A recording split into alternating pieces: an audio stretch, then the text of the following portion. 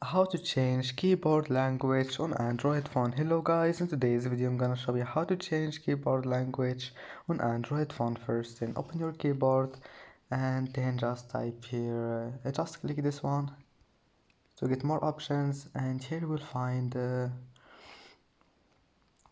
settings. Here more, click on it, and here you will find languages. Click on it. Now just select any language you want,